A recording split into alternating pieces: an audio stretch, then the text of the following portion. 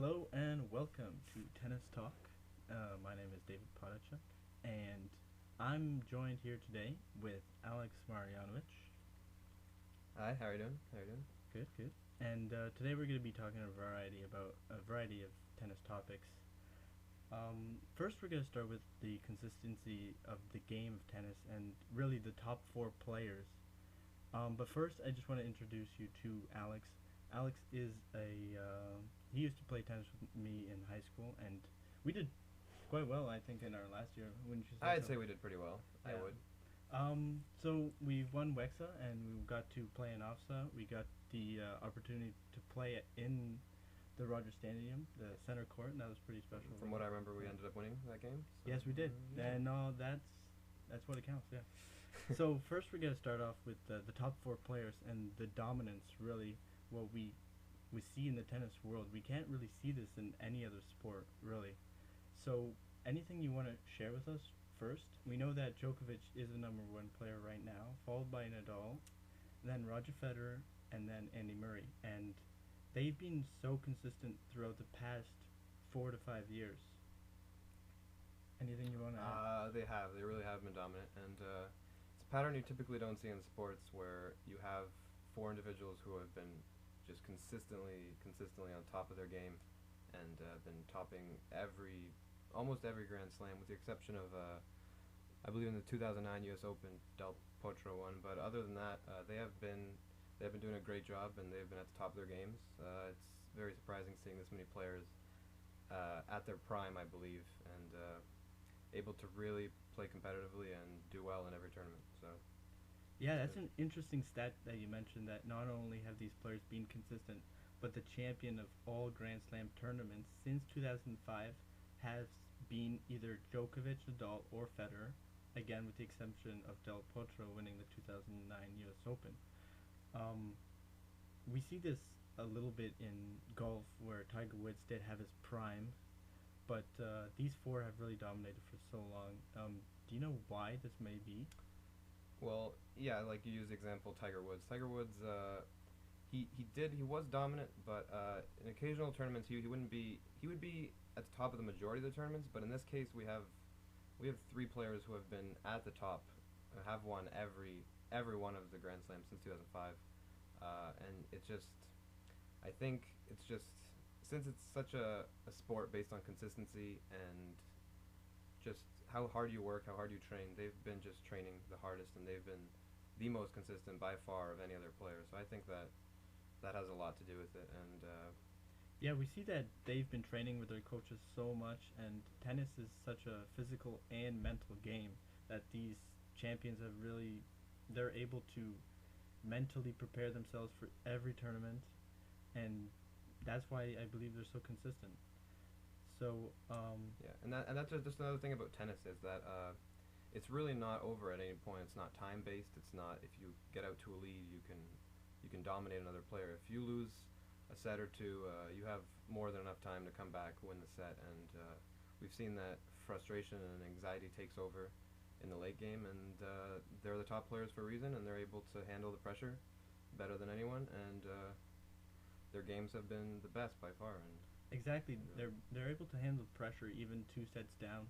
We know that in tennis, being that the 2 sets down, you could still have that chance to come back, and that's what Nadal proves to us over and over again, that he has the physicality to move around the court so well and get back in the game. And for anyone who doesn't know how the seeding works for tennis, is that once you have these top seeds like Djokovic, Nadal, Federer, and Murray, is that you're placed against lower seeds, so it's easier for you to actually be consistent.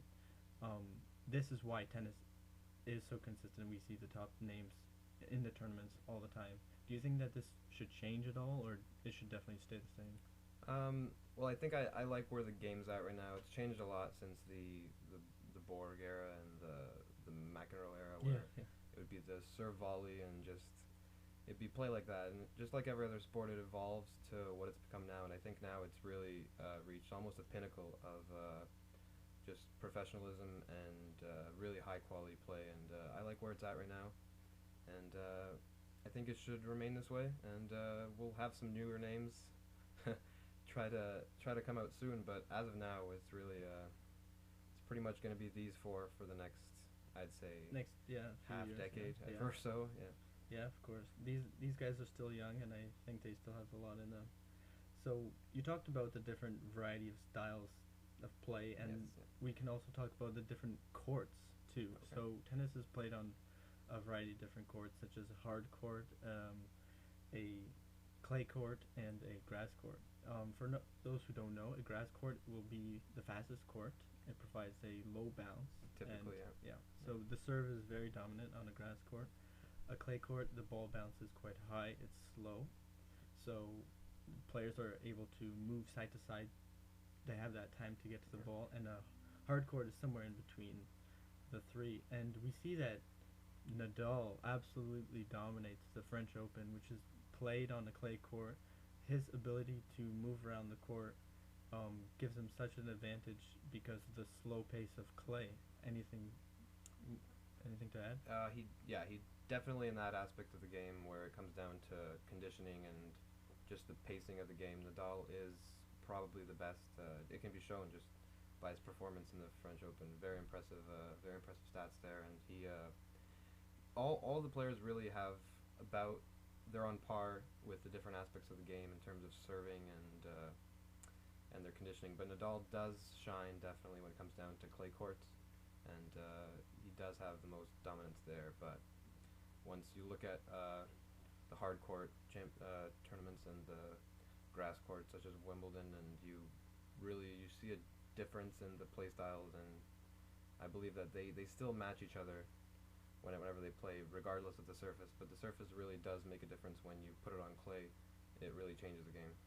Yeah, you're absolutely right. We see that even for the grass courts, I said that it was faster and the serve is really important. Yeah. We don't usually see the dominant servers winning the championship. This is because in tennis you need to be strong on all your aspects. This shows that again these players have all their aspects are just perfect almost, and that's what allows them to play on the different surfaces and be so consistent. Just like Federer and Djokovic, they had the opportunity to win in the French, although Djokovic is the only one of those the three to not win the French Open. I believe that's what he wants to do this year. I can see that being one of his goals. Yeah, that would definitely be his goal for this year, to take the French Open, seeing that he has won the Australian Open once again. Yeah. Definitely has a bit of a psychological advantage over Nadal at this point.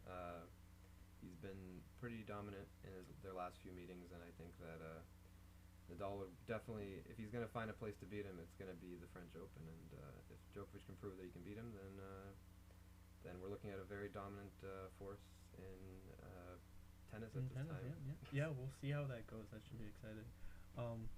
And we talked about earlier how tennis is such a mental game, Yes. and we can see sometimes anger and frustration within the game of tennis really come out in some of these players. At times, yes. Yeah, You could be able to. During the during the Australian Open, we saw Baghdadis break 4 tennis rackets in a row. Just 4, yeah. Yeah, just 4. Anything to add, because you have to pay a fine for each time you break a racket, and like he's not Baghdadis in particular is not sponsored, so he has to pay for his rackets and his fines. It really shows how outraged he was. Yes, he was very favor. frustrated. But we can also see how this frustration you can use this frustration as an advantage, because after that outrage, Baghdadis actually won that set over Wawrinka. So that's typically something you don't see. If someone's if we ever played, we used to play, and if we saw that the other team was frustrated, it would usually be a positive force for us, and usually pretty negative for them, because it would just cause them to make more mistakes. But these professionals at this level, they're able to get frustrated and turn the frustration to more focus and concentration.